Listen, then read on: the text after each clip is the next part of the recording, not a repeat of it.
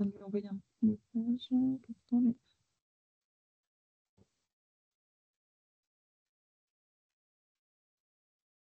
Bonjour à tous et bienvenue dans ce webinaire dédié à l'appel à projet Structure 3.0. C'est un webinaire qui a pour objectif de faire un bilan de l'appel à projet qui a été lancé en 2022. Alors très rapidement, l'ordre du jour, avec Sophie Moreau-Favier de l'ANS, nous allons vous faire une petite introduction pour rappeler le contexte de cet appel à projet. Ensuite, nous laisserons la parole aux 7 équipes lauréates de l'appel à projet 2022 pour nous faire un bilan de leurs expérimentations. Je vous donnerai quelques nouvelles aussi de certains lauréats de l'édition 2020 avec qui on a repris contact en amont de ce webinaire. Et enfin, nous donnerons la parole à Lynn Farah, qui est responsable des grands défis numériques et bien vieillir et numérique et santé mentale, qui vous en dira un peu plus sur ces grands défis qui concernent le secteur médico-social. Et donc, Sophie, je te laisse la parole pour redire en 2 mots ce qu'était Structure 3.0.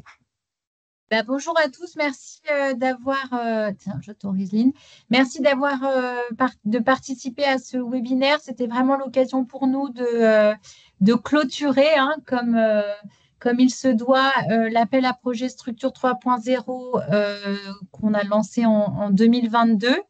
Et du coup, de surtout laisser la parole aux 7 binômes lauréats pour qu'ils nous disent où ils en sont et comment comment se sont passées les expérimentations. Pour rappel, donc c'est un appel à projet, hein, qu'on avait lancé côté ANS en 2022. On avait retenu une thématique.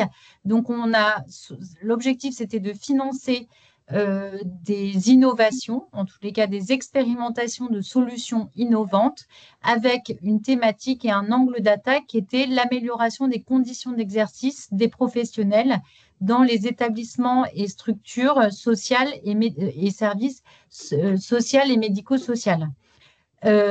Donc, c'était ça l'objectif, avec un autre objectif de savoir si ça pouvait s'interfacer au dossier usager des informatiques des usagers, se dire est-ce que voilà, il y a du sens que des innovations s'intègrent directement dans les outils numériques utilisés dans les ESMS. Et on s'était donc fixé 4 objectifs principaux. Le premier, c'était évidemment de co-construire et ou d'adapter une solution numérique qui était expérimentée, de la tester en conditions réelles pour potentiellement faire des ajustements sur ce qui fonctionne, sur ce qui ne fonctionne pas pour l'adapter. Il y avait un travail sur l'évaluation de cette expérimentation pour en tirer des bénéfices, bénéfices dans le sens où il peut y avoir des modifications à faire. Il y a parfois des choses qui ne fonctionnent pas comme on aurait aimé qu'elles fonctionnent, mais ça fait partie des bénéfices qu'on retire de cette évaluation. Et puis, le dernier objectif, c'était de partager en toute transparence les travaux qui ont été réalisés, les résultats obtenus et les difficultés rencontrées. Et c'est donc l'objet notamment de ce webinaire. Rapidement, un point sur le calendrier. Donc, hein, c'est des appels à projets qui se sont tenus finalement dans le courant de l'année 2023, puisqu'on a choisi les projets fin 2022. Tous les projets se sont tenus fin 2023 et pour la plupart d'entre eux, ils ont demandé un sursis sur le début de l'année 2024 et donc on a eu les rapports d'évaluation, les bilans en juin et donc aujourd'hui, on vous présente le bilan de ces expérimentations. En 2 mots sur ces expérimentations, vous avez les 7 lauréats ont mobilisé plus de 200 professionnels du monde de la santé. Plus de 250 usagers ont été utilisateurs de près ou de loin des solutions expérimentées. Donc, comme l'a dit Sophie, nous avons eu aussi les 7 rapports d'expérimentation des 7 lauréats qui ont poursuivi l'aventure. Pour ceux qui ont une très bonne mémoire, on avait sélectionné 8 lauréats lors de cet appel à projet, mais un des projets n'a finalement pas vu le jour. Il a été stoppé très très tôt dans cette aventure. Et donc, pour info, tous les bilans détaillés des expérimentations sont en ligne sur le site de l'ANS, donc vous pouvez déjà les y retrouver. Et donc, sans plus attendre, on va passer au premier projet pour lequel on a un retour d'expérience, c'est le projet Viva Silver. Parfait. Je vais introduire le projet. Donc, le projet BVA Silver, c'est un service d'accompagnement des coordinateurs, en gros les IDEC, coordinateurs de soins à domicile dans leur travail quotidien. Ce projet, il y avait deux objectifs principaux. D'abord, de sécuriser les parcours médicaux, pardon, dans un contexte où il y a moins de médecins qui se déplacent au domicile. En fait, dans le projet, on cherchait à standardiser les prises en charge face à des profils patients donnés ou face à des situations cliniques spécifiques identifiées, pour pouvoir mieux y répondre. Un deuxième objectif auquel on essayait de répondre, c'est réduire les pertes de temps liées aux tâches médico-administratives des IDEC, comme par exemple le traitement de l'ensemble des documents, l'analyse des données qui viennent un peu de toutes parts dans le DUI, la préparation de dossiers à communiquer à d'autres professionnels de santé. En gros, ceci pour leur permettre en gros de passer plus de temps sur le terrain avec les patients et leurs soignants. En gros, concrètement, le service Thomas, il vient compléter l'IDEC dans son travail quotidien, comme je disais tout à l'heure. Il récupère les données et structure, en gros, les données, c'est-à-dire les transmissions, les documents, les données du DMP, toutes les informations autour du profil patient. Il vient structurer ces informations et rajoute au-dessus une couche d'intelligence médicale pour lui faire des propositions d'action pertinentes à elle et ses équipes, pour pouvoir agir plus rapidement. L'objectif derrière, c'est que l'IDEC passe moins de temps à chercher de l'information, à analyser des données, à structurer des réponses et en gros à solliciter du support externe. Grâce à ça aussi, les soignants, ils s'y retrouvent, ils retrouvent du sens dans leur travail, ils montent en compétences dans leur domaine d'activité. Toutes les informations qu'ils remontent sont bien prises en compte et ils ont un retour sur leur transmission en moins de 24 heures. Pour les médecins traitants, eux, qui n'ont plus le temps de passer au domicile, c'est des rapports complets, clairs qui leur sont fournis, donc une prise de décision à distance qui est facilitée. Je vais passer la main aux équipes terrain pour des retours sur l'expérimentation réelle. Bonjour, donc nous sommes les infirmières coordinatrices sur le SIAD d'Orléans. Donc quelques chiffres clés. Donc la mise en place de l'outil s'est faite le 15 novembre 2023 avec une expérimentation qui a débuté avec 8 patients. Au 30 avril 2024, au total, on est monté avec 39 patients, 32 au sein du SIAD et 7 au sein du DRAD. 4 IDEL du DRAD et 3 IDEL, infirmières libérales du SIAD, ont participé à l'expérimentation. Et au sein du SIAD, nous avons 5 aides-soignantes qui ont également été entendues par rapport à faire remonter l'expérimentation. Nous, en tant qu'infirmières coordinatrices… Juste, pardon, pour ceux qui ne sont pas familiers du DRAD, c'est dispositif renforcé d'accompagnement au domicile. Voilà, oui. Pour juste cette petite précision. Pardon. Oui, et je rajoute une petite précision sur le DRAD parce que je suis l'infirmière coordinatrice qui est anciennement DRAD. En fait, le DRAD s'est pérennisé en dispositif qui s'appelle le CRT aujourd'hui. Donc, on n'est plus DRAD, mais à partir du 1er janvier 2024, on est passé CRT qui veut dire Centre de ressources territoriales. Voilà. Merci. Pour continuer, nous, en tant qu'infirmière coordinatrice, on estime un gain de temps de 43,7%. Donc, voilà, c'est très important pour nous. Pour le SIAD, un taux d'usage de soignants sur 85% avec un taux de satisfaction de 100%. Voilà, nous aurons monté vraiment un très gros intérêt. Et 20% des transmissions nécessitent un suivi et sont prises en charge en moins de 24 heures. Donc, voilà, on peut réagir très rapidement face aux situations. Alors, pour un retour d'expérience sur le SIAD, il y a plusieurs points positifs, notamment le gain de temps. On a eu par des audits, effectivement, on s'est rendu compte sur le temps administratif que gagnait une IDEC au quotidien, c'était considérable. Il y a une revalorisation des métiers dans le sens où on ne passe plus son temps derrière son ordinateur, mais on est plutôt en direction de domicile et on va sur le terrain. Il y a une sécurisation et amélioration de la prise en charge des patients de ce fait. Il y a une amélioration de la réactivité face à un problème, notamment grâce à un système d'alerte. Donc, le matin, nous sommes tenus, lorsque notre prise de poste, on a des alertes qui nous notifient les problématiques du jour. Ça nous permet d'éviter de checker, parce qu'on a quand même presque plus de 200 patients, donc ça permet de checker vite fait ce qu'il en est, de mettre des actions de suite. Améliorer la réactivité face à un problème, notamment les alertes et des préconisations que Thomas Santé nous met en place. La vision consolidée et actualisée des pathologies, communication facilitée entre les intervenants, notamment on a fait l'expérimentation avec les IDEL et c'est vrai que c'est très souple et ça va rapide, on gagne énormément de temps là-dessus. Un point négatif, il s'avère que depuis quelques mois, nous avons changé de logiciel métier et le gros problème qui se trouve actuellement, c'est l'interopérabilité qui doit être mise en place avec Zimi pour éviter les ressaisies et les doublons de logiciels, notamment par les AS sur le terrain et nous-mêmes au niveau du bureau. Donc, éviter les multiplicités des supports et des choses comme ça. Mais en gros, c'est vrai que les audits montrent bien qu'on gagne un temps vraiment considérable sur nos postes. Et les actions sont plus dirigées et concrètes. Voilà. Pour le SIAD d'Orléans. Je prends du coup le relais sur le DRAD CRT. Alors, dans les points positifs, en fait, ça rejoint un petit peu le point du SIAD sur le fait d'avoir une amélioration au niveau de la réactivité des alertes, c'est-à-dire qu'on avait les alertes presque en temps réel, je dirais, puisqu'effectivement, tous les matins, on avait des mails avec les infos sur les alertes. Ce qui est différent un petit peu du SIAD, c'est que nous, on n'a pas de salariés, en fait, au sein du dispositif.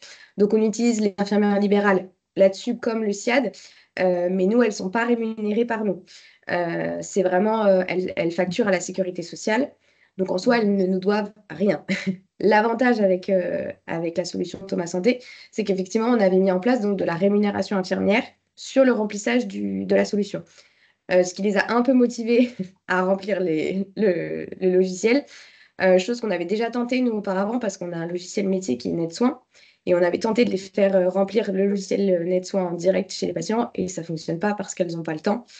La solution avec Thomas, c'était bien, parce que du coup, comme il y avait de la rémunération, elles étaient motivées pour le faire.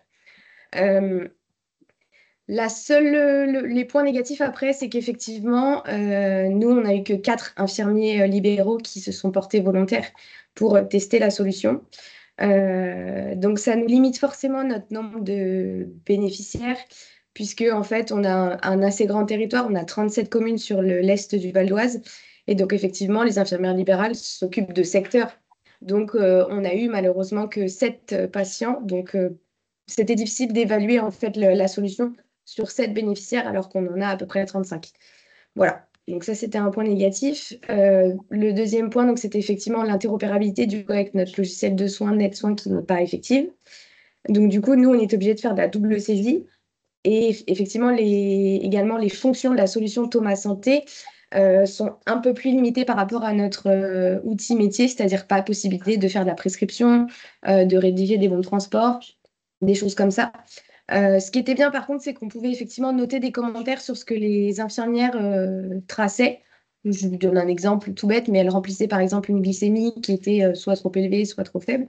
Et donc, on avait possibilité, du coup, en commentaire, de mettre des indications pour la pratique infirmière. Donc, ça, c'était bien. Voilà, après, on en revient toujours au même. Là, elles sont passées à l'arrêt de chez nous, donc difficile de leur imposer l'utilisation de l'outil. Et effectivement, voilà, c'est de manière très ponctuelle chez nous. On est sur de la coordination, donc on n'est pas sur de l'action pure et dure.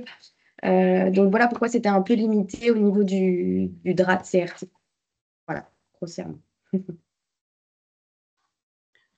Concernant les perspectives pour le SIAD, donc nous, on a été assez satisfaits, hein, comme le disaient les infirmières du SIAD, on a été satisfaits de l'outil, notamment au niveau du gain de temps, mais surtout en fait parce que ça nous a permis aussi d'avoir une complémentarité avec le nouvel outil métier qu'on a mis en place via le SMS numérique, voilà. Et l'outil Thomas en fait nous a permis en fait d'avoir des remontées et de traitement des données qui remontaient dans l'outil métier. Donc voilà, c'est un vrai gain de temps en fait dans le traitement des données et on va dans le futur en fait pérenniser cette action en fait de traitement des données par la solution Thomas Santé. Ça nous permet aussi, mais c'est ce que disaient aussi les infirmières, une interprétation automatique des données. Ça veut dire en fait que ça décharge au niveau mental et au niveau temps les infirmières. Donc voilà, c'est un vrai gain de temps, l'interprétation automatique, et puis finalement en fait basée sur des données médicales consolidées.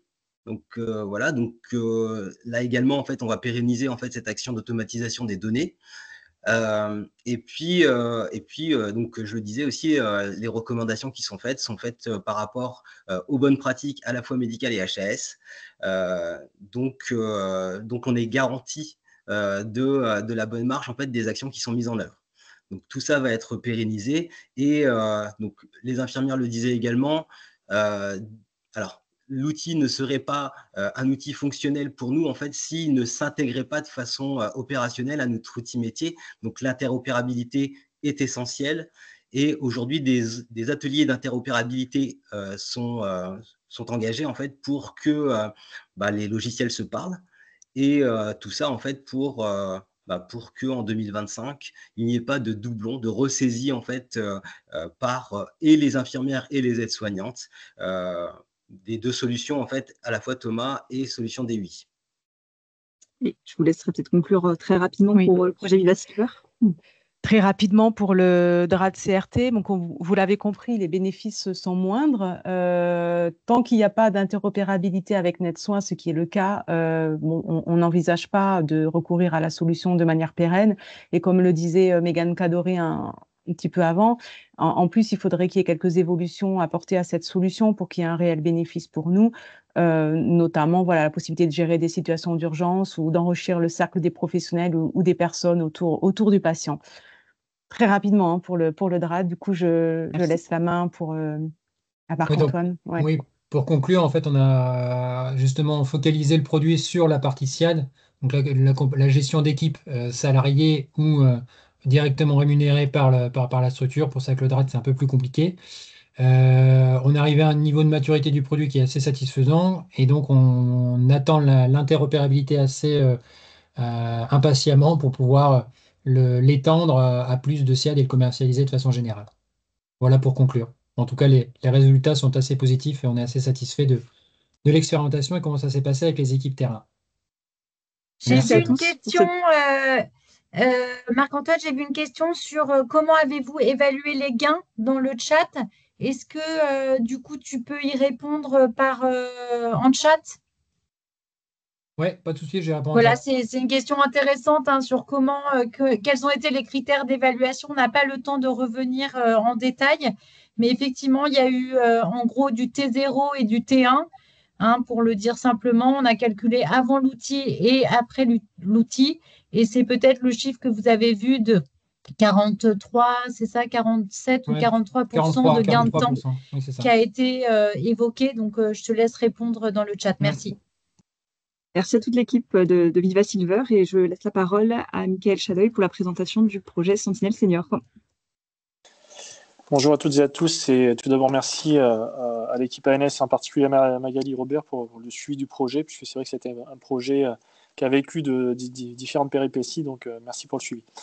Vidal Sentinel, en fait, c'est un produit qui existait déjà dans le secteur hospitalier. Tout l'objectif était de le tester sur un secteur type EHPAD, donc destination des résidents.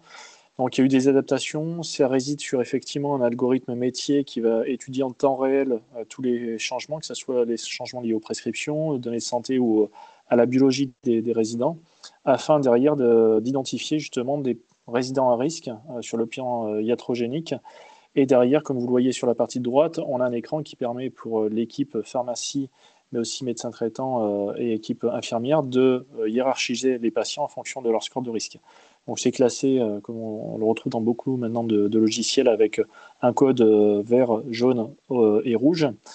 Et tout l'objet, effectivement, c'est vraiment d'accompagner le pharmacien d'officine en collaboration avec un pharmacien hospitalier, puisque c'est vrai qu'à ce jour, Vidal Sentinel est reconnu CE médical, mais pour les pharmaciens hospitaliers et pas encore justement pour les pharmaciens d'officine, donc j'y reviendrai tout à l'heure. Et aussi derrière, réellement d'optimiser le temps utile de l'équipe pharmaceutique, mais aussi de faire des préconisations aux prescripteurs. L'objectif final, bien entendu, indirect et qu'on connaît, c'est éviter les hospitalisations, voire les aggravations de l'état de santé de nos résidents, puisque très souvent, et de nombreuses études ont pu le démontrer, les résidents ont plus de 12 ou 15 lignes de traitement, donc des hauts risques de iatrogénie. Donc sur la diapositive suivante, Elsa, merci. En termes de bilan d'expérimentation, commençons par les points positifs. Ça a permis effectivement de dresser un état des lieux des situations à risque au sein de l'EHPAD. qui se conforte, puisque c'est vrai que ça permet d'identifier à peu près 50% des résidents qui ont un risque iatrogène, donc c'est quand même conséquent, c'est donc un patient sur 2. L'identification de situations à risque les plus fréquentes, qui peuvent parfois être génératrices de chutes ou de certaines complications, même notamment cardiovasculaires.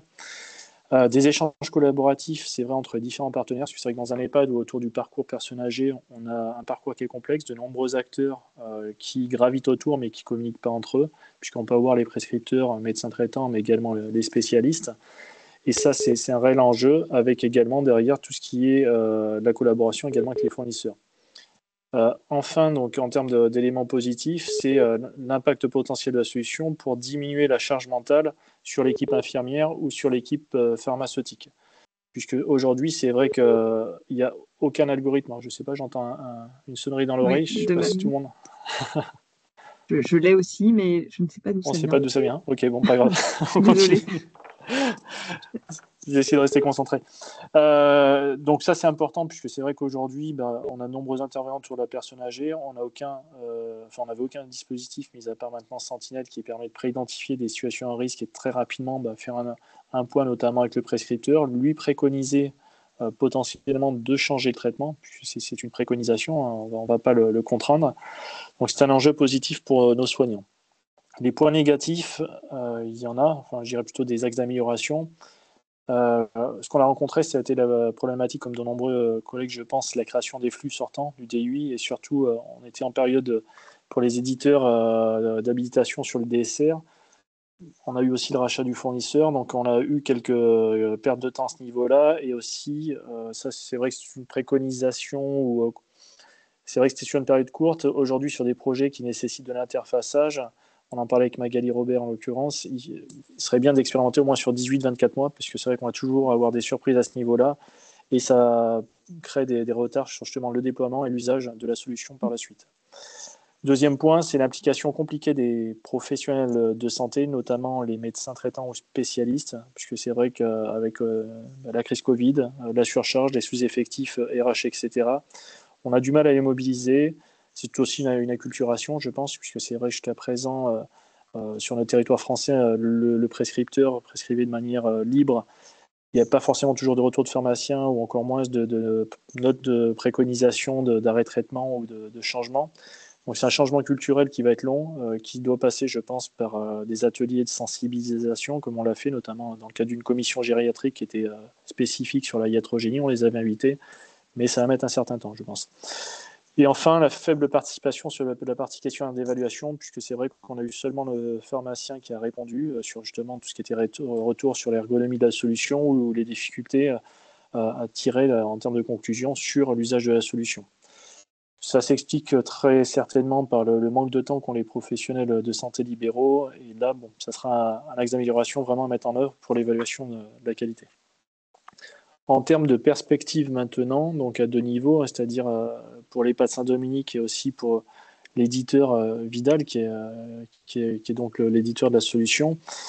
Sur l'EHPAD, c'est l'extension du projet d'autres structures pour pouvoir tester sur une cohorte plus conséquente dans d'autres EHPAD. Et puis aussi maintenant, c'est de se dire pourquoi pas l'étendre, puisque Saint-Dominique est porteur d'une candidature centre ressources territoriales, et se dire l'étendre aux personnes âgées du domicile, puisqu'à l'inverse de l'EHPAD, ils ont moins d'intervenants et potentiellement autant voire plus de risques de iatrogénie. Donc ça serait un peu l'idée à terme.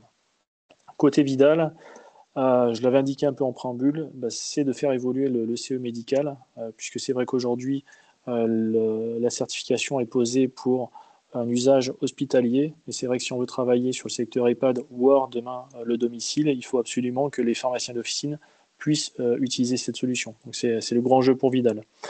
Et enfin, donc, ça va être aussi d'évaluer l'impact de la solution sur les résidents d'EHPAD, l'évolution de la solution par rapport au retour utilisateur, notamment sur l'ergonomie, puisque c'est vrai qu'aujourd'hui, une solution numérique, si elle n'est pas ergonomique ou fluide, c'est des risques potentiels d'abandon en termes d'usage, et identifier de nouveaux usagers justement de cette solution.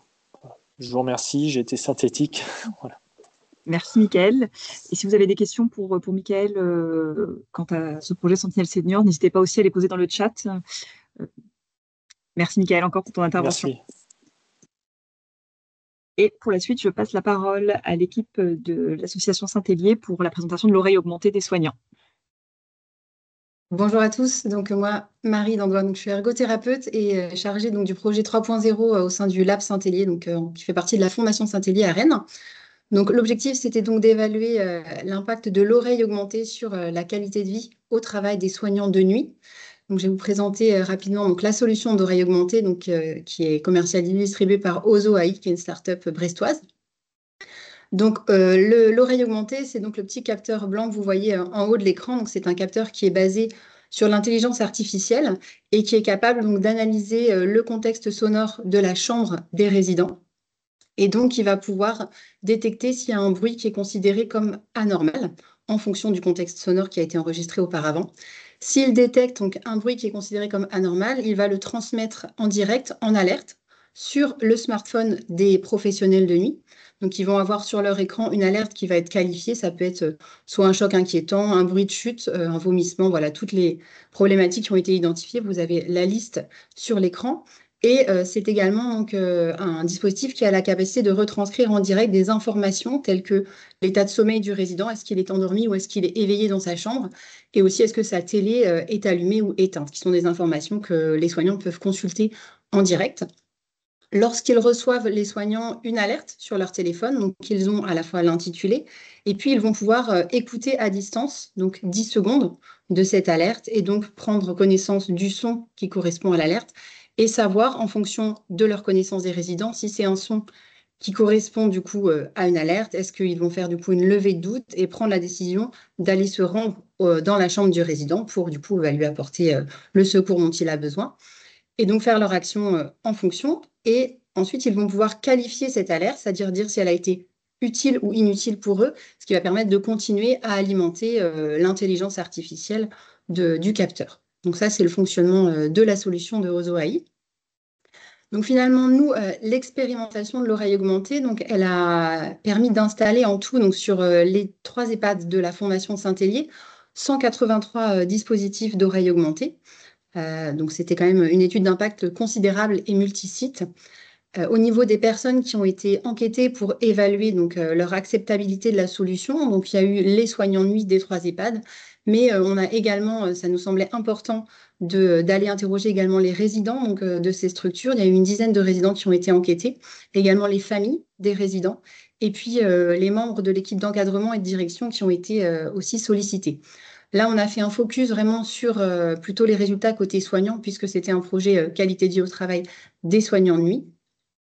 Donc finalement, au niveau de l'acceptabilité de la solution pour les soignants de nuit, ce qu'on a pu donc mettre en avant de par l'expérimentation, c'est une utilité dans le cadre de la chute des résidents, qui était une problématique qui avait été soulevée déjà initialement par les professionnels de nuit, mais aussi une utilité dans le cadre d'alerte de problématiques de santé, notamment des résidents qui ont pu désaturer et donc avoir une alerte pour les professionnels de nuit via ce dispositif, mais également des résidents qui pouvaient avoir des vomissements ou des problématiques autres. Ça a permis également aux soignants de nuit d'avoir donc cette surveillance à distance. L'état des lieux de départ disait que les soignants de nuit sont relativement peu nombreux dans les EHPAD, et donc le fait d'avoir cette oreille augmentée leur permettait, même lorsqu'ils étaient à distance des résidents, d'avoir une alerte s'il y avait une problématique. Et puis, finalement, à terme de l'utilisation de l'expérimentation, plutôt une utilité pour des profils ciblés, avec une utilité plutôt vers les résidents qui sont chuteurs, qui déambulent, ou les populations plus fragiles que d'autres. Les axes d'amélioration que ça a pu permettre de soulever via les retours des soignants de nuit, c'est parfois, au départ, en tout cas, il y avait des alertes qui pouvaient être trop nombreuses pour les soignants. Le format des alertes avait été également questionné, avec parfois des volumes sonores qui étaient importants et voilà, la lumière la nuit qui pouvait perturber. Et puis la fiabilité des icônes, donc télé et puis sommeil, qui était un petit peu controversée sur certains sites.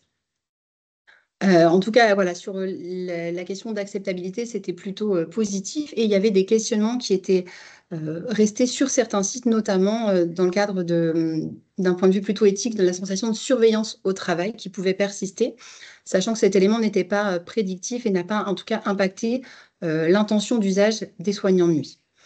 Sur la question de la qualité de vie au travail, finalement, l'oreille augmentée était un outil qui permettait de rassurer les soignants. C'est les retours, les verbatims qu'ils ont pu nous dire lors des entretiens qualitatifs, de diminuer le stress lors de la surveillance de nuit.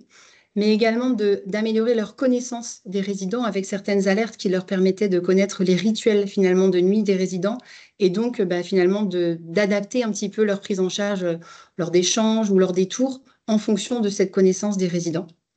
Et puis bien sûr d'augmenter leur réactivité en cas de problématique, bien sûr, parce que quand ils avaient une alerte en direct, ils pouvaient tout de suite aller voir le résident en question, ce qu'ils ne pouvaient pas faire auparavant lorsqu'ils faisaient leur tour de surveillance. Parfois, entre deux tours, ils découvraient par exemple un résident au sol, mais pendant leur tour, et ça faisait quelques heures qu'ils étaient passés. Au niveau des axes d'amélioration qui avaient été soulevés sur la qualité de vie au travail, on retrouve l'idée de la charge cognitive qui est liée plutôt aux alertes qui parfois étaient un peu importantes.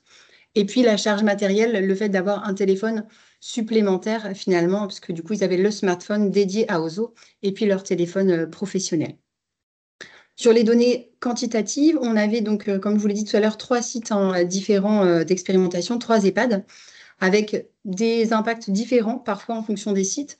Mais globalement, si on traite les données dans leur ensemble, on avait un impact positif de l'oreille augmentée sur la qualité de vie au travail, avec sur une échelle numérique entre -10 et +10, une moyenne à 6,10, donc ça reste positif. Et puis une tendance à l'amélioration de la tâche de surveillance au travail. Le graphique que vous voyez en bas, c'est le NASA TLX, donc c'est un questionnaire d'évaluation de la charge de travail. Et on a les différents temps d'évaluation. Donc avec en bleu, en vert et en jaune, c'est l'activité mentale, l'activité physique et la pression temporelle. Donc sur les 3 temps d'évaluation, on voit qu'elle a tendance à diminuer au cours d'expérimentation. Et en rouge, c'est plutôt la satisfaction à la tâche de surveillance qui, elle, a tendance à augmenter. Donc finalement, a priori, c'est-à-dire au départ de l'expérimentation, on avait déjà une intention d'usage qui était positive pour les soignants, mais l'expérimentation de l'oreille augmentée auprès de ces soignants a permis de confirmer cette intention positive avec une intention dans l'usage qui était de 5,96 sur 7 à la fin de l'expérimentation. Et donc sur les perspectives, à l'issue finalement de cette expérimentation, donc pour la structure expérimentatrice, donc qui étaient donc les structures expérimentatrices, du coup, qui étaient donc les 3 EHPAD de la Fondation Saint-Hélier, les perspectives, c'est de pérenniser finalement la solution après expérimentation et donc de continuer à l'utiliser dans le cadre de la surveillance nocturne de nos résidents.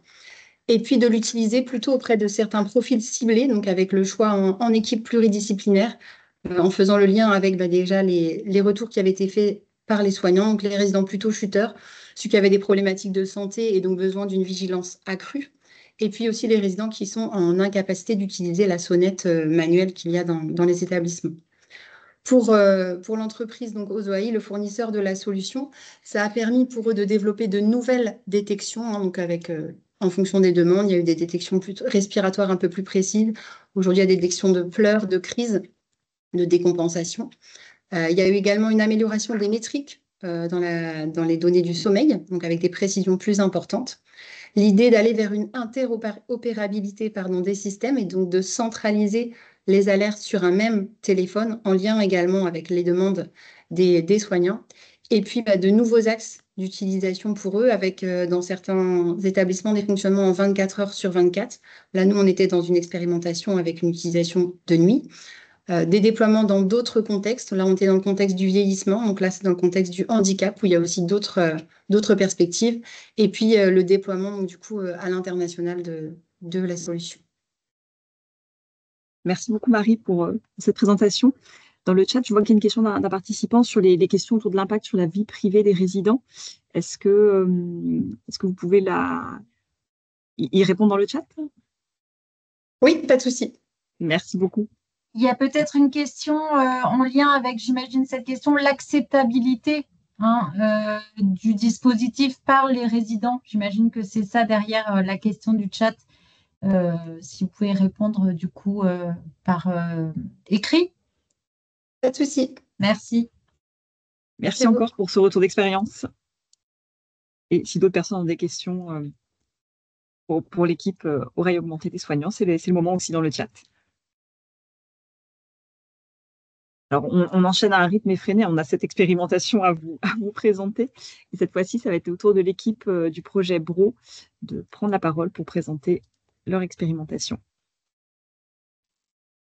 Merci Elsa. Bonjour à tous. Donc nous, on est l'équipe BRO. Je vais vous présenter dans un premier temps ce que c'est la solution expérimentée. Voilà. Bro, c'est un outil de reconquête personnelle et d'autonomisation face aux troubles cognitifs acquis ou difficultés de la vie par la cuisine.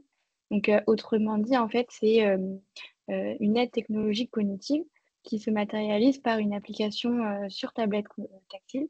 Donc, dans le cadre des expérimentations, on avait aussi le matériel à disposition, donc les tablettes tactiles.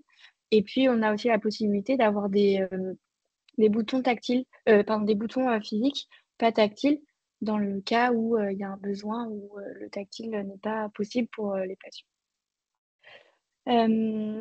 C'est un outil. Non, pas du tout. Désolée, pardon, désolée, Héloïse. C'est un outil qui aide au maintien du niveau cognitif. En fait, il y a à la fois un paramétrage qui est personnalisé et qui est réalisé par les professionnels de santé.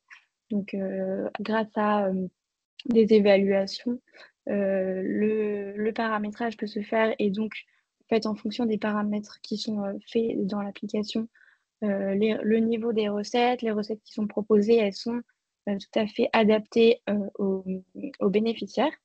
Et en même temps, en fait, il y a un algorithme qui va faire en sorte de s'adapter aussi aux données d'utilisation sur la tablette.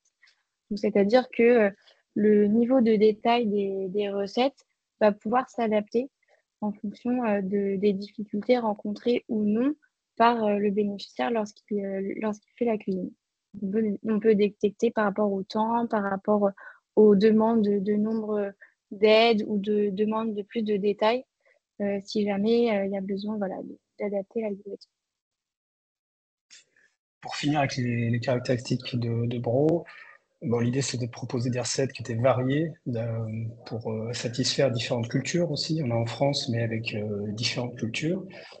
Qualitatives, on avait travaillé avec l'Institut de recherche de Bocuse, maintenant qui s'appelle LIFE, avec l'idée de correspondre à un large panel et aussi d'être tout à fait adapté. Vous comprenez l'enjeu qui a été cité au-dessus. Les recettes, il se trouve qu'elles sont à la fois écrites et à la fois dites à l'oral, suivant les troubles des personnes, c'était vraiment essentiel. Et puis la dernière caractéristique, c'est celle de la sécurité, qui est vraiment un point primordial, à la fois des bénéficiaires, des patients, et quelque part aussi de sécuriser, on va dire comme ça, les proches, au sens de les rassurer. Et donc le système en lui-même, pour ces deux aspects-là, il est équipé de sons qui deviennent de plus en plus forts pour alerter s'il y avait un problème, mais aussi de SMS qui sont envoyés aux bénéficiaires pour le ramener devant la tablette s'il s'est garé dans son appartement, dans sa maison, mais aussi aux proches parents pour les alerter que quelque chose qui se passe et qu'il faut qu'ils aillent voir pour venir en aide. Ça pop dans tous les côtés, je le dirai plus tard. Bro vise donc, si on parle du produit lui-même, à renforcer la capacité d'agir des bénéficiaires, capacité d'agir qui représente ce qu'un individu pense être capable de faire à un instant T, mais évidemment, dans le contexte de structure 3.0, il y a une autre couche qui vient s'ajouter, c'est sur celle-là qu'on va aller développer. Donc effectivement, Bro, c'est un dispositif qui est amené à être utilisé en fait à la croisée de plusieurs réseaux de soins.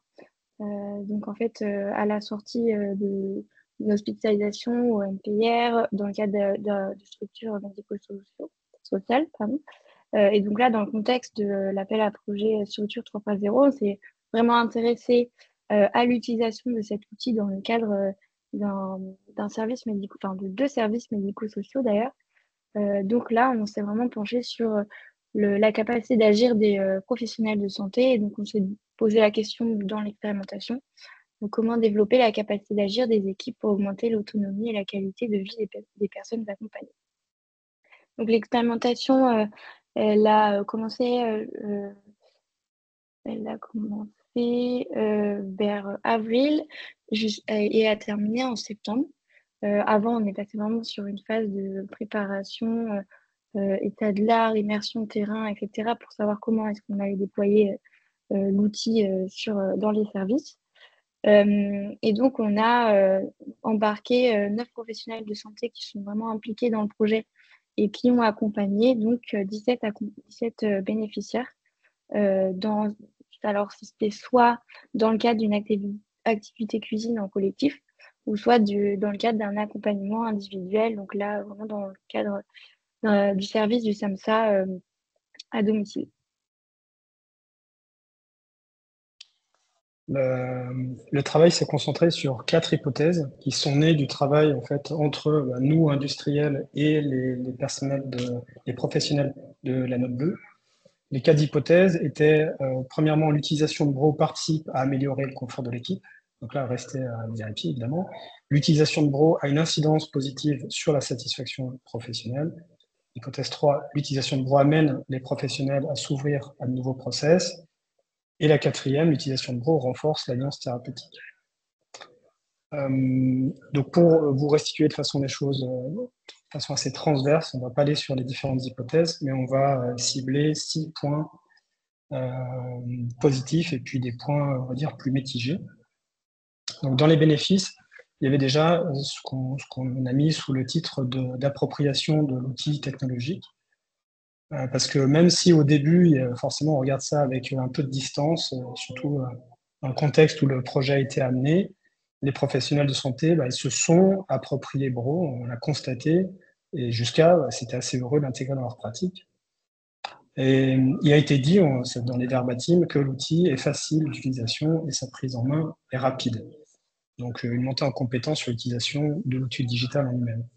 Deuxième point sur le confort de l'équipe, donc ça c'est une des hypothèses en tant que telle, qui se trouve n'a pas été impactée. Alors c'est un peu intriguant de le dire dans ce sens-là, mais en fait avant le lancement de l'expérimentation a été relevé, mesuré un confort de l'équipe très élevé. Donc on se disait on va pas pouvoir mesurer une augmentation de ce confort, mais par contre on pouvait aussi s'attendre à ce que ce confort soit dégradé parce que le contexte d'expérimentation, parce que l'usage de l'outil en lui-même. Et de ce point de vue-là, ça n'a pas été le cas.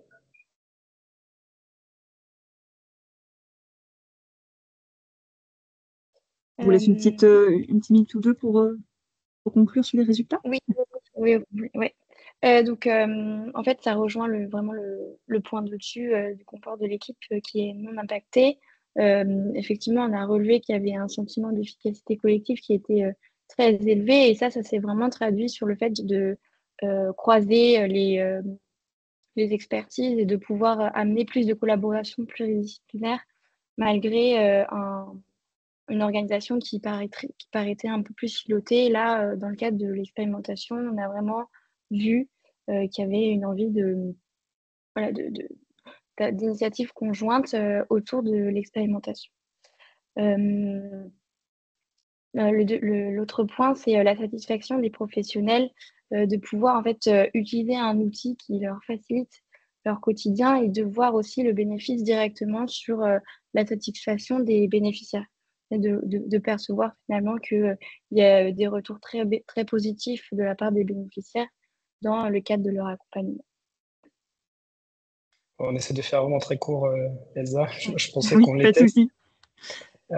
Pour essayer d'aller vite sur les derniers points, là, l'évolution des pratiques professionnelles, il s'est trouvé qu'il y avait des temps à se séparer jusque-là. On évalue le niveau cognitif du patient et après on trouve les exercices qui vont permettre de le soutenir. Bro en fait réunit sur un temps long et continu ces 2 principes d'évaluation et de remédiation, enfin d'exercice. Donc ça a été valorisé. Et puis ce qu'on a pu constater aussi, c'était une évolution dans la posture professionnelle avec une nouvelle écoute en fait, une nouvelle façon d'écouter les besoins des bénéficiaires. On peut peut-être rapidement dire les points mitigés aussi, et puis on aura presque fini. Oui, c'est ça. Oui, sur les points mitigés, donc on s'est rendu compte que finalement, c'était beaucoup plus complexe de s'adapter à une utilisation dans le cadre d'un accompagnement collectif. Alors, on s'est rendu compte que ce n'était pas adapté, donc au final, on a essayé d'axer plus les expérimentations dans le cadre d'un accompagnement individuel à domicile. Et le deuxième point mitigé, c'était aussi la manière dont l'outil était perçu par les professionnels de santé, la posture, la modification de posture du professionnel à adopter par rapport à l'utilisation de cet outil qui finalement a ce cadre fixe de contrôle de l'accompagnement dont le professionnel de santé n'était pas habitué. Et pour Ah oui, conclure, si c'est l'outil qui cadre, alors que fait le professionnel? Ben, heureusement, il y a plein d'autres choses et c'était le temps de s'habituer à ça aussi. Les perspectives pour faire très vite, déjà pour la structure, donc elle n'est pas représentée aujourd'hui, mais elle a manifesté son intérêt pour acheter des licences sur l'année prochaine. Donc on va les accompagner pour l'utilisation de ces licences-là. Et du côté industriel, ou plutôt du côté projet plus largement, on a eu l'acceptation d'un financement d'un PHRIP qui va lancer l'étude clinique côté bénéficiaire, côté patient. Donc c'est extrêmement intéressant de pouvoir passer par ce focus sur les professionnels, qu'est-ce qu'il y a à prendre en compte pour leur pratique. Et là, on va aller vraiment de façon très resserrée sur les bénéfices attendus auprès des patients. Il y a des communications qui vont se multiplier, dont une qui se fait très prochainement dans un sommet sur les interventions non médicamenteuses. Et on terminera en remerciant Léa pour son accompagnement. Merci beaucoup, Léa.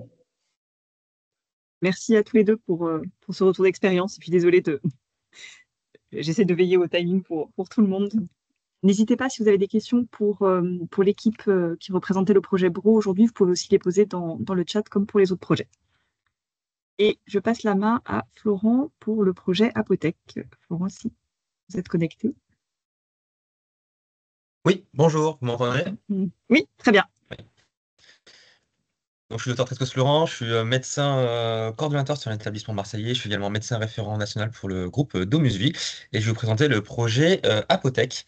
Je vais d'abord commencer par vous présenter la solution qui est une solution numérique qui permet d'identifier les risques iatrogéniques et également de pouvoir en fait scanner les ordonnances. Si je vous explique un petit peu comment ça très fonctionne. mal. Ouais.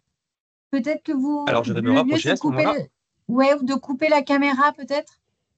On va C'est ce que essayer je vais comme ça. faire. Voilà. Est-ce que vous Merci. m'entendez mieux? Je Pas mal.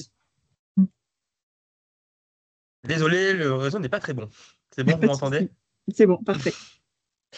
Donc, je disais, la solution POSOS permet d'identifier les risques iatrogéniques à partir d'une ordonnance, donc à partir d'une prescription, et également de scanner en fait l'ordonnance papier ou d'intégrer en fait une ordonnance qui est en PDF ou qui est déjà en numérique directement dans le logiciel de soins et donc dans le dossier informatisé du patient ou en l'occurrence du résident puisqu'il s'agit des EHPAD pour notre évaluation. Donc vous le voyez en fait sur la diapositive. Vous avez du coup une ordonnance que l'on va scanner, donc soit avec le smartphone, soit avec la caméra, soit là on va directement chercher le fichier numérique sur l'ordinateur qu'on aura scanné avec une imprimante ou autre, ou alors qu'on aura été chercher dans le dossier médical partagé du patient ou du résident. Ensuite, sur la droite, vous avez l'écran en fait où voilà, j'ai fait une capture d'écran avec le logiciel NetSoin, donc on l'utilise en fait dans beaucoup d'établissements.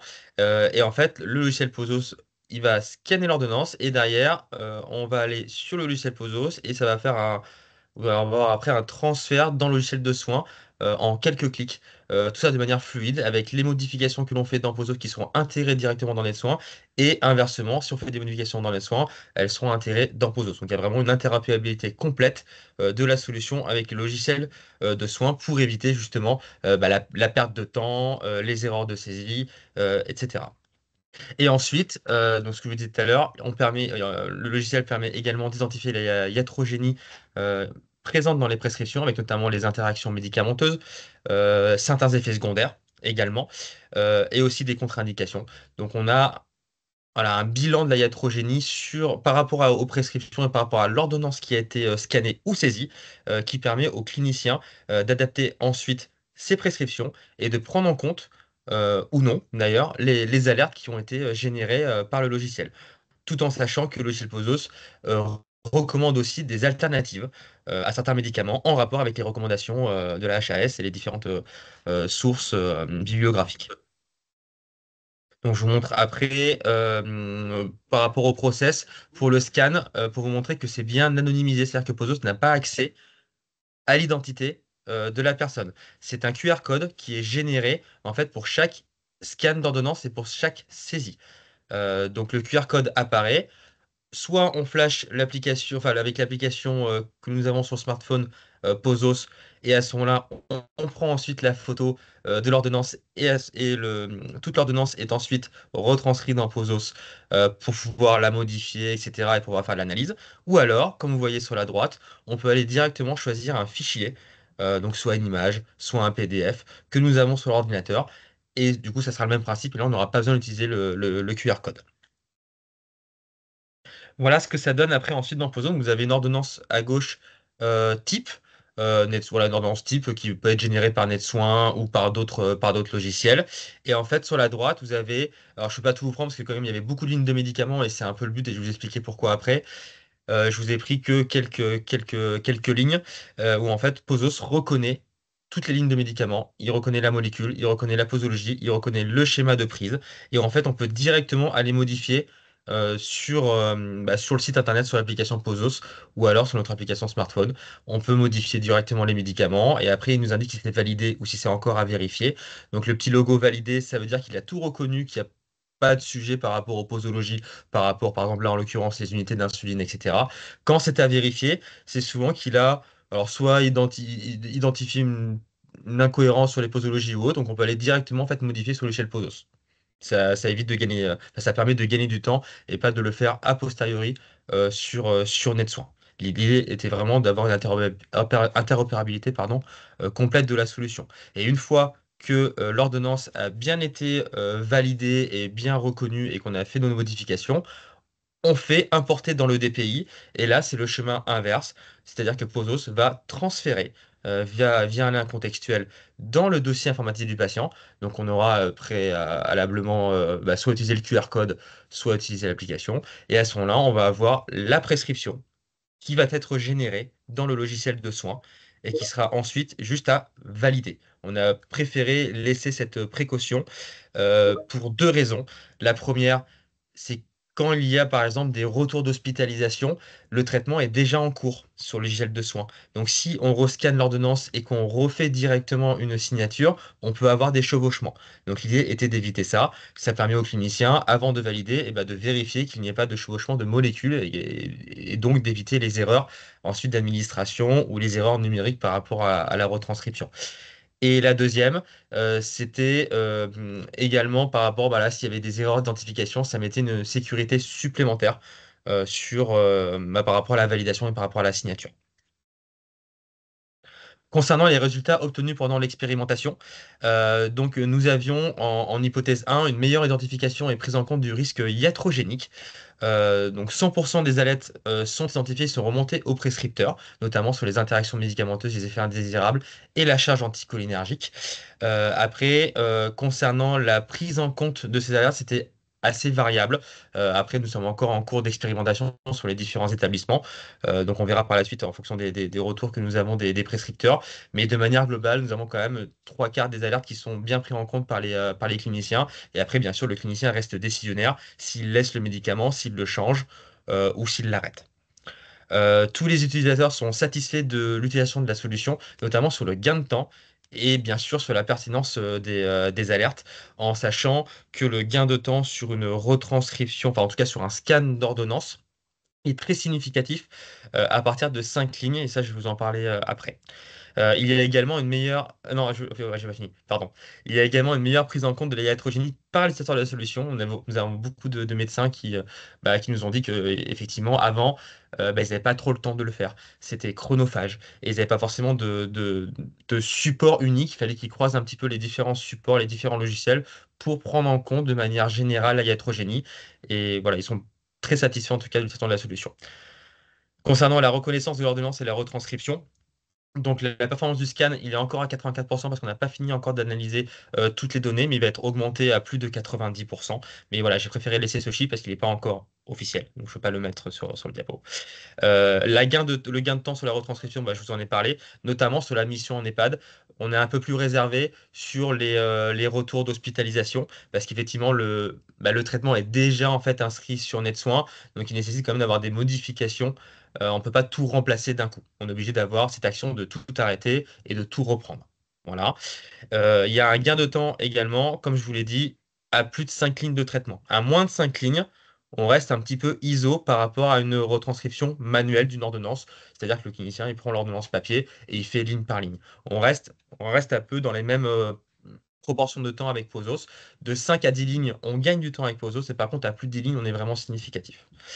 Il y a une très bonne intégration au logiciel de soins, comme je l'ai dit tout à l'heure, avec une interopérabilité qui est complète. Et ça a été ça a été un challenge, que ce soit avec Teranga ou DXTR. Voilà, ça a été, Magali pourra le confirmer, ça a été un gros challenge. Et après, voilà, on a encore d'autres critères qui sont en cours d'analyse parce qu'on est encore forcément en cours d'expérimentation. Comme il y a beaucoup d'allers-retours avec la solution Posos, on améliore au fur et à mesure. Et voilà, et on garde en tout cas la solution en expérimentation sur nos établissements. Et est-ce Concernant que les je peux points vous forts, laisser en 1 ou 2 2 minutes minutes. finir sur Allez, les points forts et très les bien. perspectives? Merci Oui. beaucoup. Il y a une bonne intégration de la solution avec un parcours qui est fluide. Donc ça, c'est vrai que c'est très appréciable pour une solution sur la prescription. L'identification du risque iatrogénique et le scan de l'ordonnance permettent d'optimiser le temps du clinicien. Et on a vraiment, comme je vous l'ai dit, un gain de temps pour les plus de 5 lignes de traitement. Les points un peu mitigés, c'est le temps de retranscription manuelle qui est similaire avec le temps en utilisant la solution Posos pour les ordonnances de moins de 5 lignes, comme je vous l'ai dit. Et aussi, c'est un outil qui est mis à disposition, mais il faut que le clinicien ait aussi envie de l'utiliser. Et forcément, parfois, il y a des médecins qui conservent un peu leur habitude et qui restent sur du manuel. Par contre, ils utilisent la iatrogénie. Ils utilisent l'outil d'évaluation de la iatrogénie. Concernant les perspectives, bien sûr, c'est d'améliorer les performances du scan d'ordonnance. S'il y avait encore notamment sur des crèmes ou des collyres, des fois, des petits ajustements à faire, mais qui sont très minimes et qui ne font pas perdre de temps. Une amélioration de l'ergonomie de la solution avec des retours encore des utilisateurs. Bien sûr, l'évaluation clinique de la solution va se poursuivre, hein, bien entendu, avec d'autres expérimentations derrière. Et ensuite, on est en train avec Posos de co-développer d'autres fonctionnalités en interopérabilité avec les logiciels de soins, notamment pour la prise en compte des allergies, notamment du bilan sanguin aussi avec la fonction rénale et des troubles de la déglutition. Voilà. Merci beaucoup pour ce retour d'expérience sur l'utilisation de la solution Posos. De la même manière, j'invite les participants à vous poser leurs éventuelles questions dans le chat pour en savoir plus. Je sais que c'est difficile de résumer 18 mois d'expérimentation en quelques minutes pour vous tous. Vous avez d'ailleurs une première question qui vient d'apparaître. Suscite la colère de Jean-François Husson, sénateur républicain et rapporteur Désolé, nous Alors oui, je avons fais un la micro première ouvert. question. Est-ce que le taux de personnes se présentant avec leur ordonnance papier est suffisamment important pour représenter un réel gain de temps? Est-ce que je pourrais vous laisser, Florent, pardon? Oui. Est-ce que je pourrais vous laisser répondre? Je suis vraiment désolée pour pardon, oui, pardon. Oui. Je pourrais laisser répondre dans le chat parce que j'ai peur qu'on n'ait pas le temps de passer tous les lauréats sinon. Désolée. Je crois que M. Frasson, vous venez de vous connecter pour nous présenter le projet Équipe autonome de proximité. Bonjour, oui, tout à fait. Son petit nom, EADP. C'est ça. Bon, merci à tous. Donc effectivement, le projet des équipes autonomes et de proximité est un projet qui a été construit avec notre éditeur de solutions numériques, le groupe Yes. Le groupe Yes, effectivement, avec qui on travaille depuis de nombreuses années, plus de 20 ans, dans les métiers de service à la personne. Donc pour contextualiser un peu le projet, Amael dans le Haut-Rhin notamment, intervient au domicile d'environ 18 000 personnes, avec une équipe d'aide à domicile, notamment environ 1000 salariés.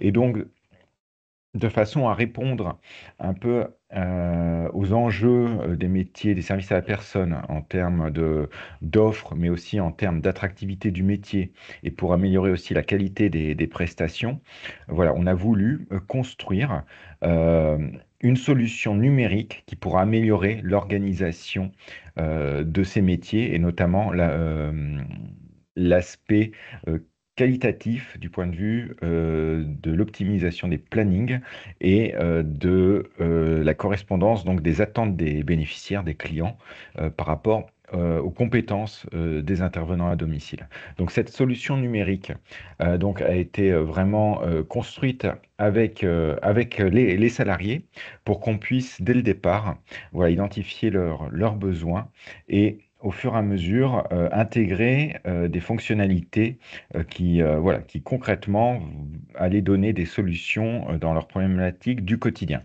Donc comme on le voit sur la slide, c'est effectivement être capable de construire entre intervenants ses propres plannings, c'est-à-dire que la solution allait permettre au fur et à mesure de se détacher d'un responsable dans les bureaux qui allait faire des plannings alors qu'il connaissait moins bien la réalité du terrain. Alors, il la connaissait bien sûr, mais moins bien, ça va de soi, que des intervenants qui font des milliers de kilomètres par an et qui se déplacent des milliers de fois chez plusieurs bénéficiaires.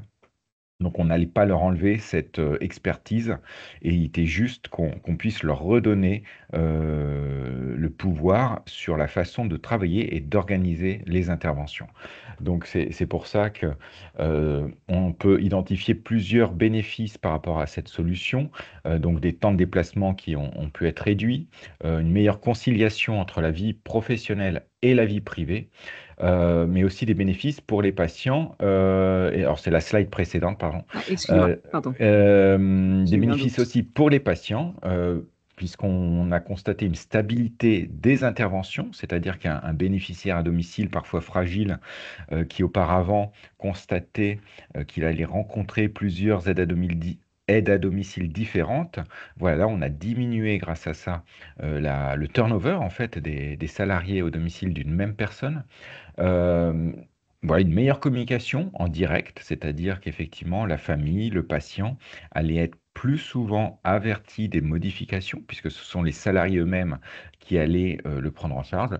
La coordination avec les familles, mais aussi, voilà, comme je le disais, des fonctionnalités développées sur mesure, puisqu'elles émanaient directement des équipes de terrain. Voilà. Donc, la solution en elle-même est référencée Ségur, mais voilà, disons que notre projet est vraiment un complément à cette solution de façon à rendre plus autonomes les équipes. Voilà. Alors, donc, effectivement, on a pu évaluer certains indicateurs qui faisaient sens pour les équipes, notamment la qualité de la prévenance des bénéficiaires. Donc là, on voit l'évolution sur la durée du projet, où des bénéficiaires, effectivement, parfois n'étaient pas prévenus du retard, de l'absence, du changement d'une salariée. Et là, ça s'est totalement amélioré, voilà, comme on le voit entre janvier 2023 et février 2024. Après également, l'objectif du projet était aussi de permettre aux managers des équipes de se détacher des tâches vraiment rébarbatives, de remplacement, de gestion des plannings, qui n'apportaient vraiment rien à leur métier, pour se recentrer davantage sur l'aspect qualitatif, évaluation des bénéficiaires, prévention des risques, discussion, temps de parole avec les salariés.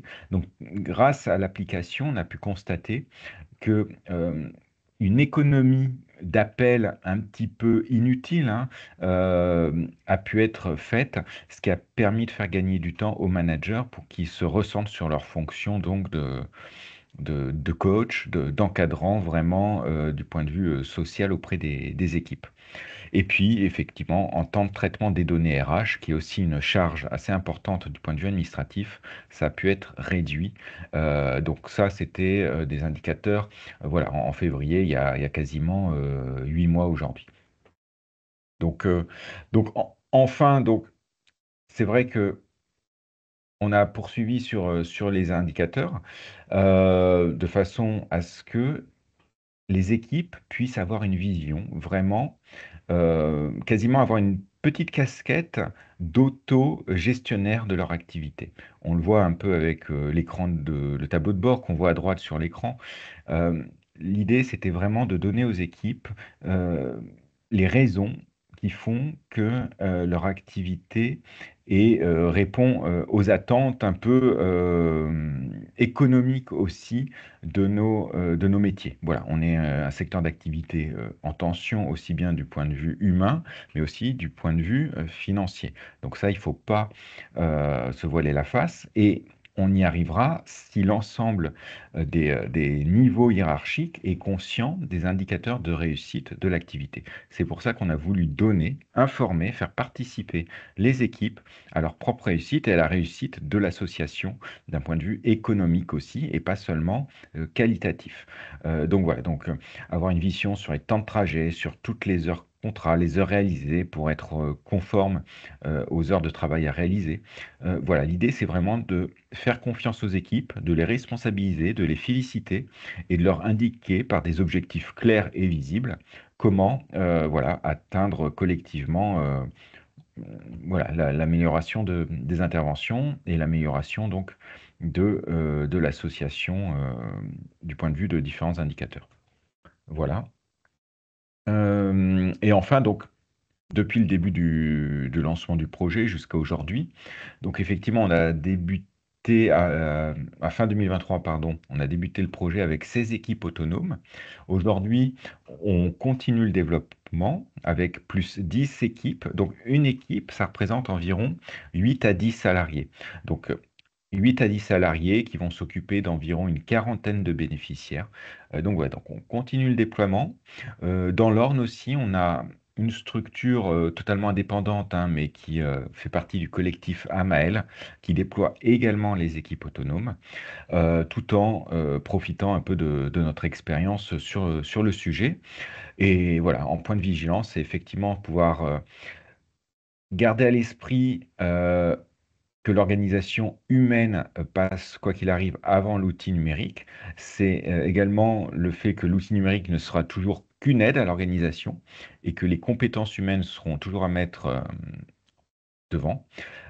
Et bien sûr, comme dans tout apprentissage, il faut former, répéter les usages et laisser un temps de maturation et de pratique aux équipes qui n'ont pas forcément une culture du numérique très poussée, de pouvoir prendre le temps de s'acculturer et de manipuler l'outil pour qu'elles puissent voilà, en bénéficier et faire exprimer toutes les options que la solution permet. Voilà, donc on va Merci. poursuivre et voilà. Un grand merci à vous pour ce retour d'expérience. De la même façon que pour les autres projets, si vous avez des questions, n'hésitez pas à les poser à David dans le chat.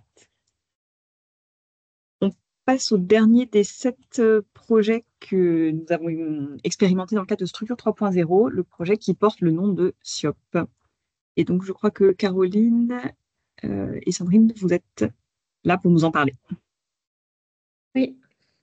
Oui, bonjour. Bonjour à tous.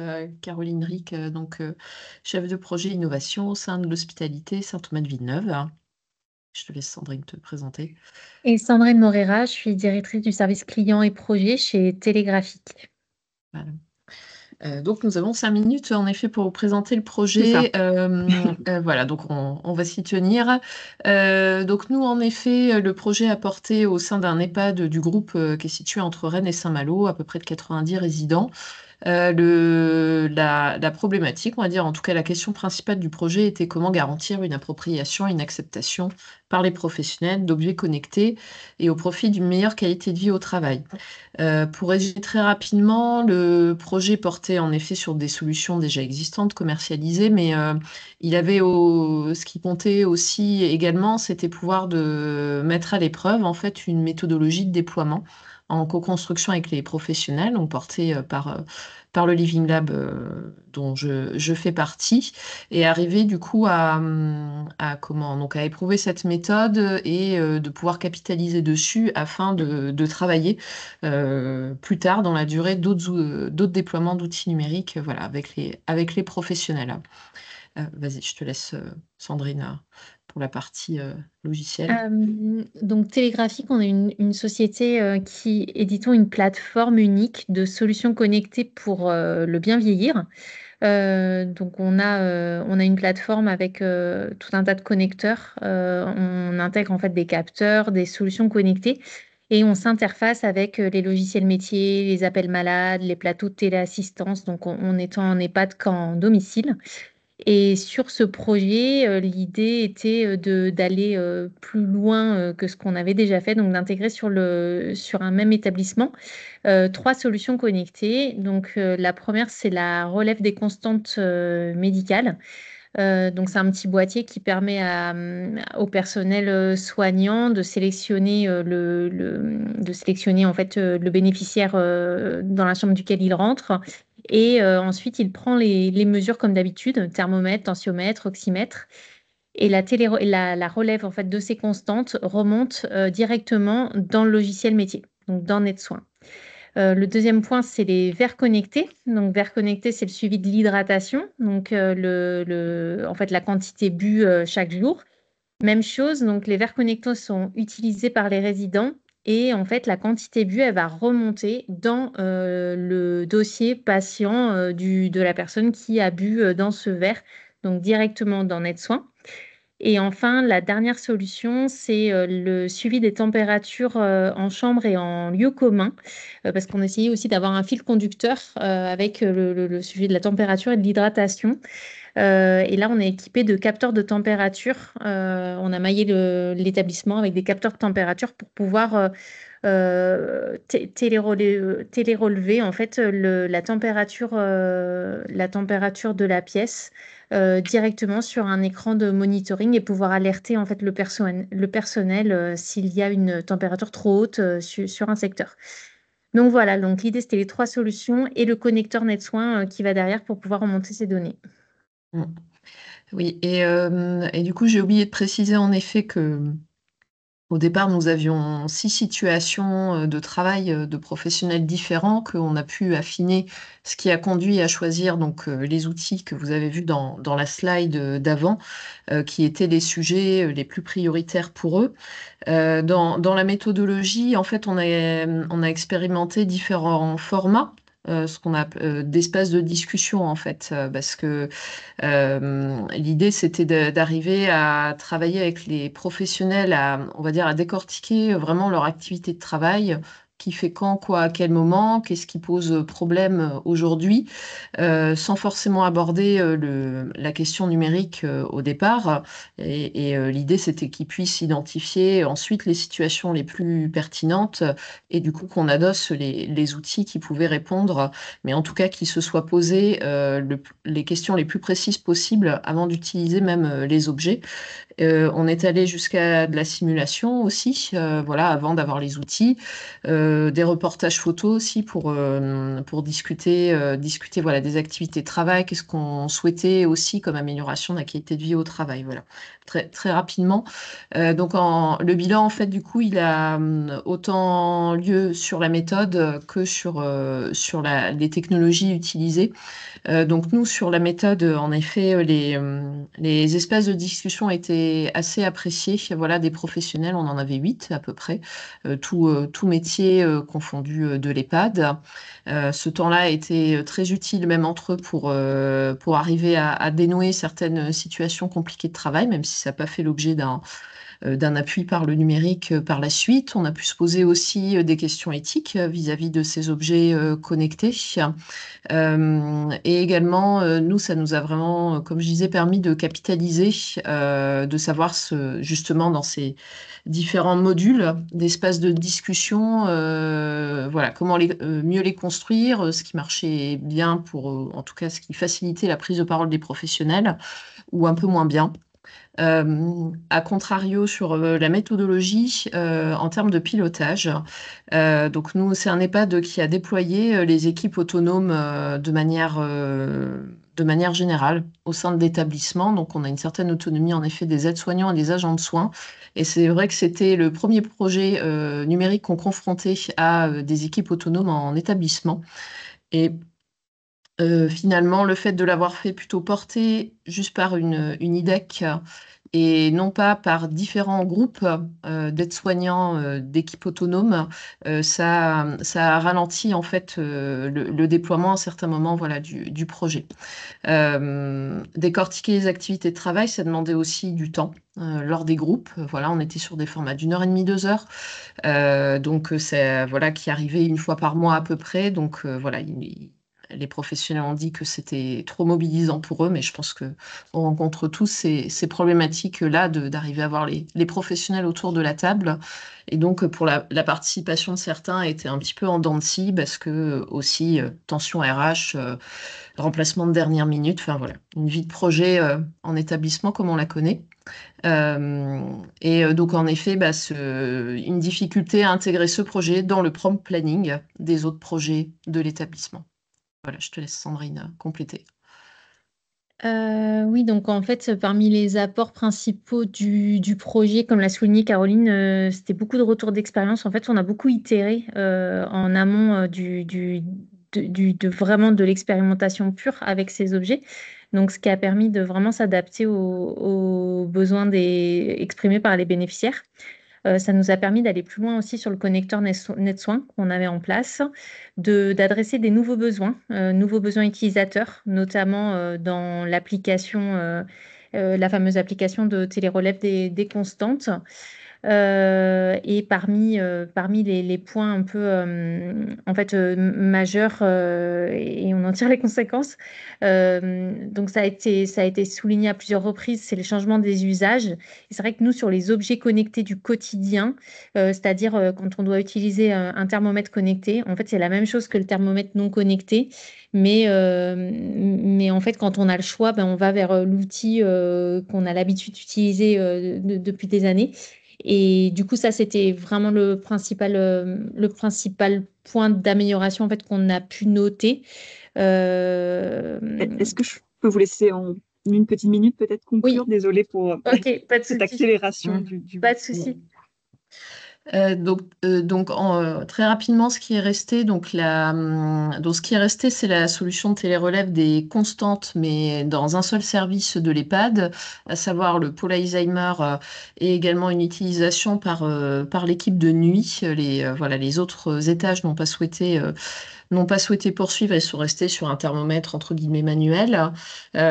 Concernant les verres connectés, ça n'a pas correspondu malgré un essai avec la typologie des résidents. C'était pour réaliser un suivi hydrique médical sur ces résidents-là. Ça supposait d'être en doublon avec la fiche papier. Donc, en termes de qualité de vie au travail des soignants, c'était pas pertinent. Sur la solution de confort thermique, on a eu beaucoup de problèmes techniques et au final, la solution, malgré pareil un test d'à peu près 6 mois, ne correspondait pas aux besoins du technicien. On n'a pas pu aller aussi jusqu'au bout pour derrière gérer notamment des plans canicules au sein de l'établissement de par des problématiques techniques du Wi-Fi d'établissement. Donc on est propriétaire des outils, en effet, et donc on va se retourner vers les autres établissements du groupe pour d'autres expérimentations. Et côté solution, du coup, ça nous a permis de faire évoluer en fait l'outil en fonction des retours positifs, négatifs, pour pouvoir s'adapter et ça a été mis en place en fait. Donc du coup, d'autres établissements en bénéficient aujourd'hui. Merci beaucoup à toutes les deux pour cette présentation. Et même chose, je vous laisse regarder le chat pour voir s'il y a des questions des participants. On va essayer de finir très vite, il nous reste 10 minutes dans ce webinaire. Je vais vous dire 2 mots de quelques projets lauréats 2020 qu'on a pu interviewer juste avant ce webinaire pour vous donner de leurs nouvelles aussi, sachant que l'un d'entre eux prendra la parole pendant une petite minute ou deux pour nous en dire plus. Nous avions un projet de Life Compagnon, c'était un compagnon numérique essentiellement de communication alternative et adaptée. Grâce au projet Structure 3.0, le lauréat nous a dit qu'il avait gagné 3 ans en termes de développement et la solution qui était utilisée par une poignée de personnes, une petite dizaine de personnes lors de l'expérimentation sur 3.0 est désormais utilisée par plus de 2500 personnes en France, mais petit à petit aussi au Canada. Voilà, un petit mot sur Life Compagnon. Je te donne la parole ensuite, Giovanni. Sur la solution Prévadom, la société Présage, donc, qui permet d'identifier et d'anticiper les fragilités des personnes âgées suivies à domicile. Donc là, on a une solution qui est désormais utilisée en plus de 80 structures, 4500 aides à domicile, et une solution qui poursuit ses évaluations pour faire la preuve en fait, du bénéfice médico-économique de son usage. On avait un projet qui s'appelait Santé Facile aussi, avec la mise en place de dispositifs de réalité virtuelle pour une meilleure éducation à la santé des personnes qui souffraient de troubles cognitifs. Et là, l'expérimentation Structure 3.0 a aussi permis d'améliorer la solution qui est désormais utilisée dans plusieurs projets de recherche pour montrer les bénéfices de la réalité virtuelle sur la prise en charge des patients de différents types. Et Giovanni va nous dire un petit mot de la solution qui s'appelait Nomade à l'époque et qui s'appelle Optiago aujourd'hui. Giovanni, peut-être en 1 ou 2 minutes, nous dire où on est Nomade? Ouais, merci beaucoup Elsa. Bonjour à tous. Et nous, à la base, c'était NOMAD, numérique et optimisation pour une mobilité adaptée. On avait un vrai intérêt scientifique pour l'optimisation des tournées de ramassage dans le médico-social. Pourquoi? Parce que dans la création des algorithmes d'optimisation, les transports et l'optimisation du transport dans le médico-social, c'est un des cas les plus compliqués dans la littérature. Quand je parle de transport médico-social, c'est plutôt les transports qu'on doit effectuer pour ramener les enfants, les usagers à l'établissement le matin et les récupérer l'après-midi. Le problème, c'est qu'aujourd'hui, de plus en plus, les établissements ils sont configurés en dispositif d'IT, c'est-à-dire ils sont multi-horaires, multi-sites. Certains usagers, ils vont à l'établissement, certains jours, ils vont à l'établissement, certains jours, ils vont à l'école. Parents séparés, lundi, mercredi et vendredi, on les récupère chez la mère, mardi et jeudi, on les récupère chez les pères. Donc, c'est une problématique qui est extrêmement compliquée. Donc, on a commencé la première année, on a été lauréat en 2020 de Structure 3.0. Ça nous a beaucoup aidé pour développer les applications mobiles. Il y a une application web qui fait les optimisations, une application mobile pour les chauffeurs et une application mobile pour les familles. Et aujourd'hui, nous, on est 12 salariés, on travaille avec une cinquantaine, maintenant c'est 70 établissements médico-sociaux. L'idée, c'est l'optimisation du transport de ramassage, mais de plus en plus dans cette insertion au milieu ordinaire.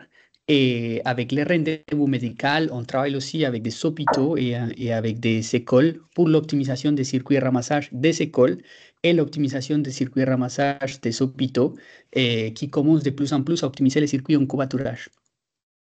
Merci beaucoup, Giovanni, pour ce petit point d'actu sur Optiago. Désormais, je vais prendre le pli de le dire avec le bon nom. Alors, et pour finir ce webinaire, on voulait vous donner quelques perspectives. Donc, Lynn Farah va prendre la parole pour vous présenter les grands défis numérique et bien vieillir et numérique et santé mentale dans un temps record en moins de 10 minutes. Bon courage, Lynn. Je te laisse la parole. Merci beaucoup, Elsa. Donc, je vais aller rapidement faire le détail. Je me suis focalisée sur le grand défi numérique et bien vieillir. Tu peux passer à la slide suivante. Mais voilà, juste à noter que sur ces deux grands défis, ce sont des programmes nationaux qui visent à faire émerger des dispositifs médicaux numériques innovants pour répondre aux besoins à la fois des patients, des professionnels, des aidants, des établissements sanitaires, sociaux, médico-sociaux dans le champ de la prévention, du repérage, de la prise en charge et du suivi, à la fois en santé mentale et au service des personnes âgées. Je passe rapidement sur le sujet de la santé mentale. On vient de lancer avec une annonce hier du Premier ministre l'appel à projet sur le grand défi sur les dispositifs médico-numériques en santé mentale, où on souhaite accompagner sur 3 volets les développeurs de solutions et on va dire, utilisateurs au sens large, patients, professionnels, aidants, de ces solutions dans le cadre d'une phase d'un volet de co-développement sur des niveaux de maturité 4 à 6, mais aussi de l'accompagnement pour l'obtention à terme d'un marquage CE pour les solutions numériques qui souhaitent passer et être certifiées en tant que dispositif médical numérique à terme. Et enfin, un volet sur l'évaluation de l'analyse d'impact budgétaire économique de la solution pour se faire référencer par exemple dans des centrales d'achat ou être acheté par des établissements avec un niveau de preuve suffisant en termes économiques une fois qu'on a justifié l'intérêt clinique. Maintenant, je vais me focaliser plutôt sur le grand défi sur les dispositifs médicaux numériques et le bien vieillir. On a réalisé à peu près plus de 160 interviews, entretiens, auditions et retours écrits d'une concertation en ligne également, qui nous ont permis de faire ressortir 4 axes de travail en interrogeant des acteurs que vous pouvez voir ici s'afficher à l'écran dans la cartographie. Et en parallèle, on a constitué un comité d'experts parmi lesquels on retrouve des représentants de chacune des catégories des acteurs de l'écosystème du numérique pour bien vieillir qu'on a pu identifier pendant la première phase d'état des lieux. Slide suivante, s'il te plaît. Donc, dans ce cadre-là, on a donc des domaines exploratoires qui vont de la prévention, à savoir pour développer des innovations, pour conserver des capacités cognitives, physiques et sociales, au repérage, aussi aux questions d'adaptation du logement et de la transformation numérique dans une vision domiciliaire de la prise en charge du bien vieillir. Pour les 4 axes, slide suivante, s'il te plaît. Le premier concerne donc une réponse à l'état des lieux sur les besoins des acteurs qu'on a pu répertoriés, avec d'une part la nécessité d'une meilleure prise en compte des besoins des utilisateurs. Et voilà, je tenais peut-être à rapidement vous féliciter tous pour les travaux menés, les résultats qui étaient très intéressants et assez impressionnants que vous avez pu avoir et qui prennent en compte ces besoins-là, mais ce n'est pas le cas sur l'ensemble des projets ou des retours qu'on a pu avoir dans le cadre de la concertation. Et donc là, le point important était de pouvoir les prendre en compte à la fois sur la question des parcours de prise en charge en prévention, en santé, mais aussi sur les parcours de vie pour la qualité de vie au travail des professionnels de santé, la qualité de vie des patients et des aidants. Le deuxième point de vigilance est celui du niveau d'épreuve pour s'appuyer sur une méthodologie robuste pour évaluer l'impact de ces solutions sur les parcours. Le troisième sujet, c'est la question de l'accompagnement réglementaire pour des solutions numériques qui ont pu être validées mais qui souhaiteraient devenir ou être qualifiées et certifiées en tant que dispositif médical numérique puisqu'elles vont répondre à une finalité médicale. Prévention, prédiction, survenue d'une crise, diagnostic, prise en charge, traitement et suivi à distance. Un point de vigilance aussi sur le manque de réflexion éthique sur certains développements ou évaluations de solutions numériques dans le champ du bien vieillir.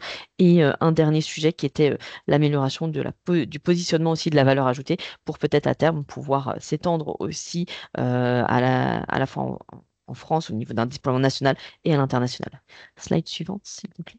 Donc sur le premier axe, pour pouvoir répondre aux différents besoins identifiés, je citerai peut-être quelques actions. La première qui est celle de référencer les structures et les acteurs clés de l'accompagnement, en commençant par les acteurs préidentifiés sur les tiers-lieux d'expérimentation. J'en ai vu certains présents aujourd'hui, par exemple, mais pas uniquement. La deuxième action qui est celle d'accompagner les ESSMS dans leur maturité à l'innovation, mais aussi d'accompagner les acteurs dans du co-développement d'innovation numérique dans le cadre d'un futur appel à projet qu'on est en train de préparer avec le comité d'experts. Slide suivante, s'il te plaît. Donc sur l'axe 2, le point étant aussi de pouvoir répondre aux besoins de méthodologie et donc de pouvoir constituer un guide de méthodologie d'évaluation de référence pour ces outils numériques dans le champ du bien vieillir, qui s'appuiera sur le travail déjà en cours avec l'Union des gérontopoles et la CNSA sur ces questions d'évaluation. La deuxième action qui est celle de la génération des preuves à travers ces méthodologies identifiées, donc avec les acteurs de l'évaluation scientifique et de la méthodologie, et de pouvoir collecter des données qui vont nous permettre dans un deuxième temps de créer une plateforme d'aide au choix de ces dispositifs pour pouvoir à minima comparer sur des critères communs certaines solutions qui répondent à la même finalité médicale dans le champ de la prise en charge des personnes âgées, de leurs aidants et des professionnels du vieillissement.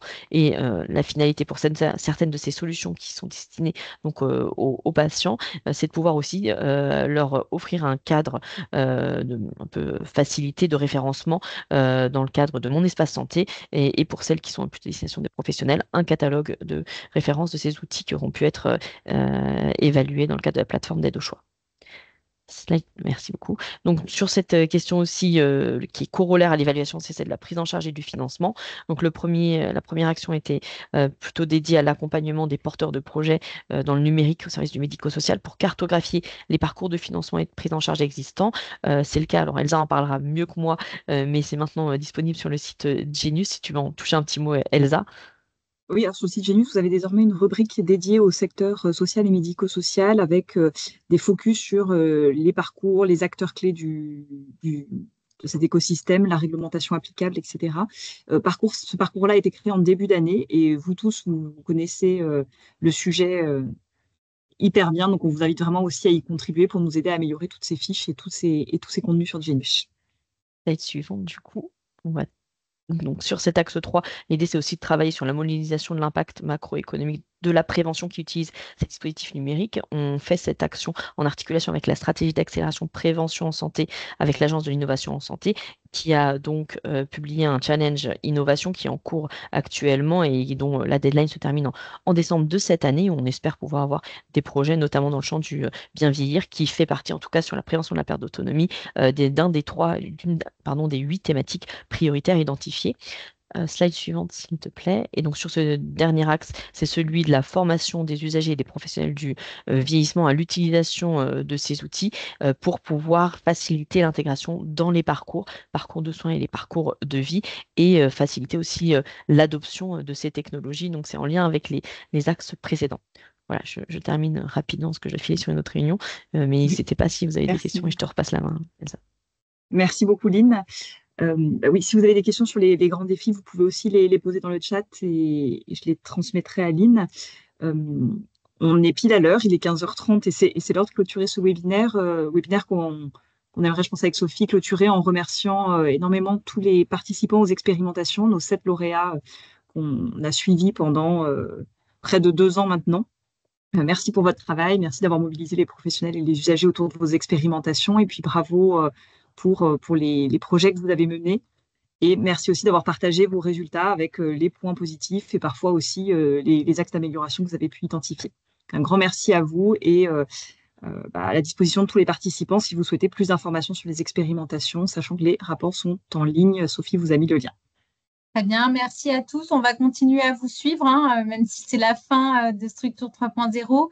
On aime toujours avoir de vos nouvelles, de comment se déploient les solutions. Et donc, n'hésitez pas aussi à nous donner des nouvelles de temps en temps. On est toujours ravis d'en avoir. Au revoir. Bonne journée à tous et très bonne fin de semaine. Merci à vous. Merci beaucoup. Merci à vous. Merci. Au revoir. Bonne journée. À au revoir. bientôt. Merci.